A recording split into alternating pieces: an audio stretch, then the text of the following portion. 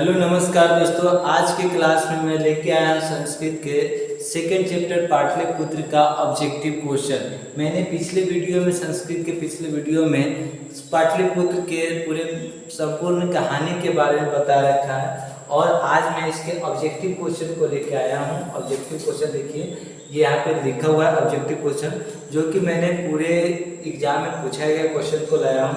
आज ये देखिए, यहाँ से क्वेश्चन बहुत ज़्यादा पूछे जाते हैं आपके मैट्रिक बोर्ड के एग्जाम में। देखिए, हम चलते हैं 2025 के बोर्ड को लेकर के, हम उसमें क्या क्या क्वेश्चन पूछे जाएंगे इसमें मैं टोटली बताऊंगा। चलिए देखते हैं, सबसे पहला क्वेश्चन क्या क्वेश्चन है, बताइए क्या कह रहा है कि मेगास्थनीज पटना किसके समय में आया था। मेगास्थनीज पटना किसके समय में आया था। तो सबसे पहले मैं मेगास्थनीज के बारे में बता दे रहा हूँ कि मेगास्थनीज जो था यूनान के राजदूत था। क्या था? यूनान के राजदूत था, जो कि चंद्रगुप्त मौर्य के काल में आए थे। चंद्रगुप्त मौर्य के काल में आए थे। इसका आंसर हो जाएगा ऑप्शन सी। क्या हो जाएगा? Option C. नेक्स्ट क्वेश्चन देखते हैं। दूसरा क्वेश्चन है हमारा, देखिए प्रश्न नंबर 2, पाटल पुष्पों की पुत्रिका यानी रचना के आधार पर पटना का कौन सा नाम है। पाटल पुष्प पुत्रिका की रचना के आधार पर कौन सा नाम है। तो पाटल पुष्प से उत्पत्ति हुआ है पाटलिपुत्र। क्या उत्पत्ति हुआ है? पाटलिपुत्र, यानी इसका हो जाएगा ऑप्शन सी। आंसर हो जाएगा ऑप्शन सी। नेक्स्ट क्वेश्चन मैं देखता हूँ। चलिए अगला क्वेश्चन है आपका, तीसरा क्वेश्चन, पटना में कौमुदी महोत्सव कब मनाया जाता है। तो मैंने आपको बताया था कौमुदी महोत्सव कब मनाया जाता था। तो मैंने आपको बताया था कि जब गुप्त वंश के शासनकाल में एक उत्सव मनाया जाता था शरद ऋतु। कब? शरद ऋतु में एक उत्सव मनाया जाता था जिसका नाम था कौमुदी महोत्सव। तो ये मनता था हमारा गुप्त वंश के शासनकाल में। कब? गुप्त वंश के शासनकाल में। नेक्स्ट क्वेश्चन, अगला क्वेश्चन है, इसमें आप लोग ध्यान रखिए, सभी क्वेश्चन पे बारी से कराएंगे। पाटलिपुत्र पटना के नाम से कब प्रसिद्ध हुआ, यानी पटना के नाम से कब प्रसिद्ध हुआ। तो मैंने बताया था आप लोग को, इसमें कभी कभी कंफ्यूजन कर देता है, मध्यकाल या होगा या अंग्रेज के शासनकाल होगा। मतलब दोनों लगता है कि सही है। नाम तो रखा गया था मध्यकाल में, लेकिन प्रसिद्ध कब हुआ। तो प्रसिद्ध हुआ अंग्रेजों के शासनकाल में। कब हुआ? अंग्रेजों के शासनकाल में। क्यों? क्योंकि देखिए, हमारे दोस्तों आज़ादी से पहले जितना भी था वो अंग्रेज लोग का शासन था। अंग्रेज लोग का शासन पाटलिपुत्र में था। वो लोग इंग्लिश बोलने वाले, यहाँ का बड़ा बड़ा नाम बोल पाता था नहीं। अब इंग्लिश बोलने वाले लोग छोटा छोटा नाम को रखते थे। तो वही पाटलिपुत्र का नाम उसको छोटा करके पटना बोलने लगा। तभी से अंग्रेज का जो कह रहा है कि अंग्रेज के शासनकाल से पटना के नाम से प्रसिद्ध हो गया। नेक्स्ट क्वेश्चन है, चलिए दूसरा क्वेश्चन है, पटना का इतिहास कितना पुराना है। पटना का इतिहास देखिए, सबसे पहले मैंने बताया था, सबसे पहले कहानी में बताया था कि इसका इतिहास जब पूछा जाएगा, क्या इतिहास जब पूछा जाएगा तो इसका कितना बताएंगे हम, 2500 वर्ष पुराना है। कितना? 2500 वर्ष पुराना है। 2000 प्लस 500 मतलब 1000 का आधा। किताब में आपको ऐसे लिखा मिलेगा 2000 और 1000 का आधा, तो इसको बोलते हैं 2500 वर्ष पुराना है। क्वेश्चन आता है कि पाटलिपुत्र का इतिहास कितना पुराना है, तो 2500 वर्ष पुराना है। चलिए नेक्स्ट क्वेश्चन है हमारा, अगला क्वेश्चन है, कुटनिमताक काव्य के रचना, कुटनिमताक काव्य के कवि कौन है। तो बताइए, कुटनिमताक काव्य के कवि मैंने बताया था किताब में कुटनिमताक, और एक आता है काव्य मीमांसा, एक आता है कुटनिमताक, एक आता है काव्य मीमांसा। तो मैंने बताया था कि जिसमें मांस लगा होता है वो राजा लोग, यानी राजा लोग मांस खाते हैं, तो मांस वाला हो जाएगा राजशेखर। लेकिन कुटनिमताक है तो इसका आंसर हो जाएगा दामोदर गुप्त। क्या हो जाएगा? दामोदर गुप्त। कालिदास नहीं होगा, विख्यादत्त नहीं, विशाखा दत्त नहीं होगा, और ये राजशेखर भी नहीं होगा। क्या होगा आंसर?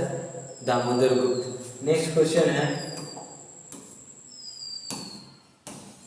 चलिए अगला क्वेश्चन मैं देख रहा हूँ आपको, कह रहा है यूनान का राजदूत कौन था। देखिए सबसे पहला क्वेश्चन आया था मेगास्थनीज के बारे में, तो वहाँ पे मैं बता दिया था कि यूनान के राजदूत कौन है, मेगास्थनीज। यानी मेगास्थनीज कहाँ के रहने वाले, यूनान के रहने वाले थे और ये भारत घूमने आए थे।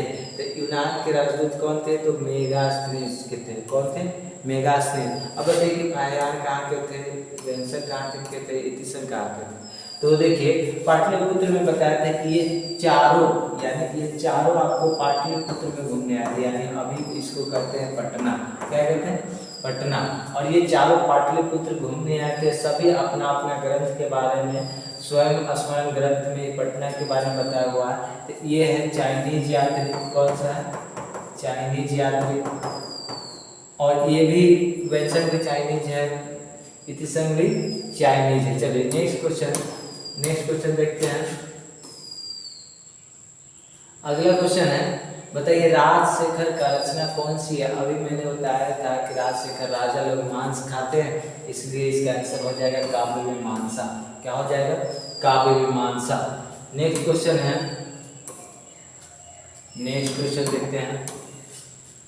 अगला प्रश्न आता है पाटलिपुत्र का, कौमुदी महोत्सव किस ऋतु में मनाया जाता है। तो अभी मैंने बताया था कि कौमुदी महोत्सव जो है गुप्त वंश के शासनकाल से ही शरद ऋतु में कौमुदी महोत्सव मनाया जाता है। कब, शरद ऋतु में कौमुदी महोत्सव मनाया जाता है, जो कि शरद ऋतु, देखिए यानी यहाँ पे बसंत ऋतु ये होगा नहीं, वर्षा ऋतु ये नहीं होगा, यानी ग्रीष्म ऋतु ये भी नहीं होगा।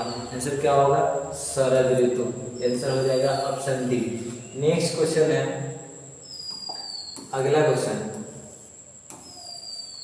अगला हमारा है 10 नंबर क्वेश्चन। देखिए पटना नगर की पालिका देवी कौन है, मतलब कौन है, शीतला देवी, काली चंडी, पटन देवी। तो आंसर ये भी नहीं होगा, ये भी नहीं होगा, ये भी नहीं होगा।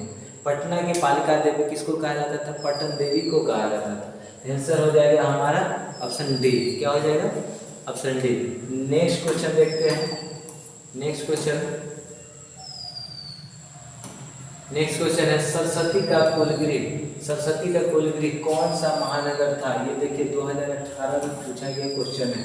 2018 में पूछा गया क्वेश्चन। अगर आप लोग क्वेश्चन बैंक देखते होंगे, प्रीवियस ईयर का क्वेश्चन देखते होंगे, तो उसमें जरूर दिखता होगा ये क्वेश्चन 2018 में। तब 2018 के ए में, मतलब ए होता है सेट ए में पूछा गया क्वेश्चन है, ठीक है। 2018 के सेट ए में पूछा गया क्वेश्चन है।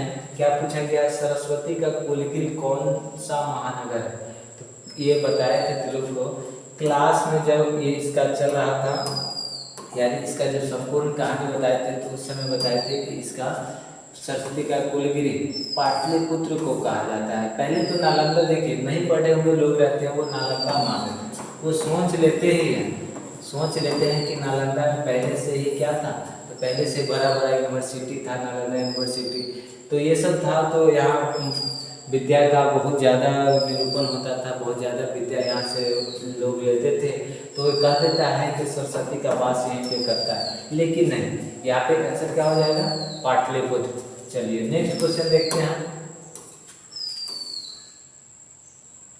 नेक्स्ट क्वेश्चन हमारा, परिभूत पुरंदर स्थानम की संज्ञा किसे दी गई। परिभूत पुरंदर स्थानम यानी पूरा भूतपूर्व, मतलब परिभूत मतलब होता है क्या है कि प्राचीन कालों से जो स्थान सुंदर होता है, प्राचीन कालों से जिसका नाम ज़्यादा होता है, वो कौन सा स्थान है, तो वो है पाटलिपुत्र नगर। क्या है, पाटलिपुत्र नगर, परिभूत पुरंदर स्थानम इसको बताया गया है। नेक्स्ट क्वेश्चन है, अगला प्रश्न संख्या 13 है। प्रश्न संख्या 13 में कहा गया गुरु गोविंद सिंह का जन्म स्थल कहाँ है। तो मैंने बताया था आप लोगों को सिख धर्म के, कौन सा, सिख धर्म के,